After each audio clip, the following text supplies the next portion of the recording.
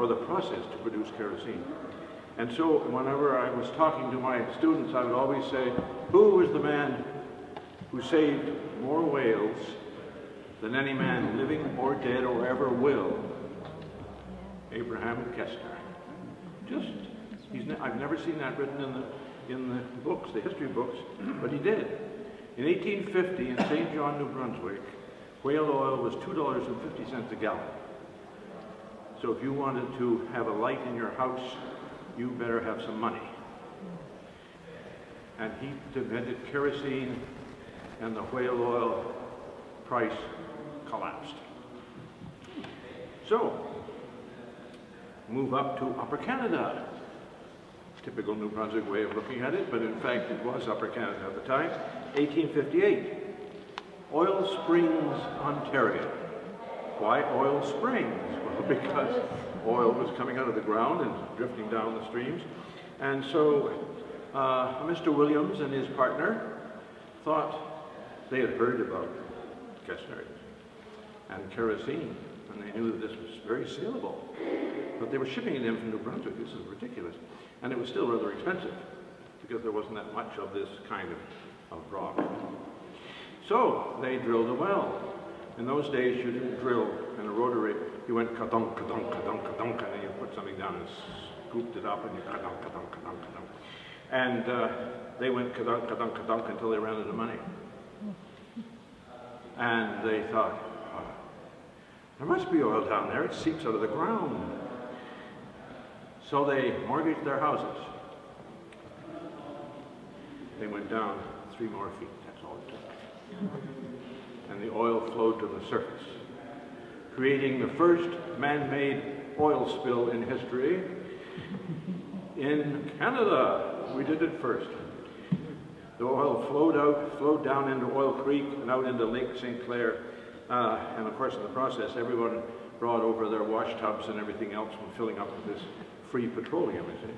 And they finally got the well under control, set up the first oil refinery in the world in southwestern Ontario, Alice Springs. Is that Petrolia? In Petrolia, yeah.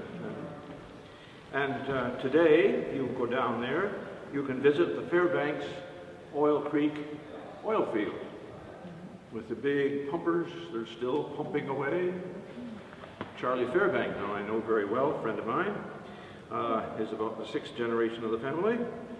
They have now had the Fairbanks oil field for 151 years, and it is still producing very carefully, very slowly, but they have taken great care of it.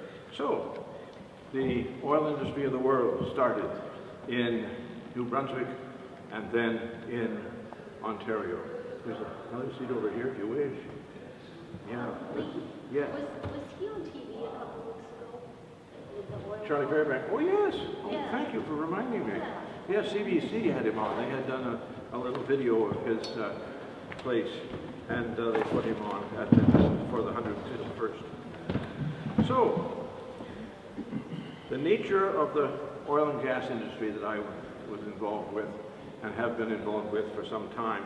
When I taught at Queen's, I was teaching sedimentary geology, which is the source rocks of oil and gas and what have you. And just to say that I've noticed that the oil and gas industry has a gold rush mentality. If you're dealing with it, be prepared for that. They want to find the resource as best they can. They want to exploit it quickly and get as much profit out as rapidly as possible, and then leave the mess for somebody else to clean up. That's the typical gold rush mentality. It's the mentality of a lot of the mining industry as well, of course. It's intriguing, though, that the reaction about some of these new techniques has resulted in, has passed out to you in a couple of cases, 3 conferences in the last 2 months in Canada dealing with fracking. And I think that a lot of people get the idea that fracking must be a new technique. It's not. It's the variation on it that is new. But first I wanted to get something out of the way, completely out of the way. And that's tar sands. Not as you have been getting a political bath from television from the oil sands producers of Canada to try and pretend that this stuff is pretty oil sands. It is not oil sands. As a geologist, I'm insulted. Oil sands are a very particular thing, as I'll mention. This is tar sands. This was taken from the banks of the Athabasca River, 3 miles from Fort McMurray, contains 16% bitumen, and was collected approximately 100 years ago. You can tell it's very fluid oil. So that's, get rid of tar sands. It's surface mining, nothing to do with fracking. It uses enormous quantities of natural gas and water to liquefy the bitumen so that it can flow into pipelines to go down to the States, creating jobs and economic benefit.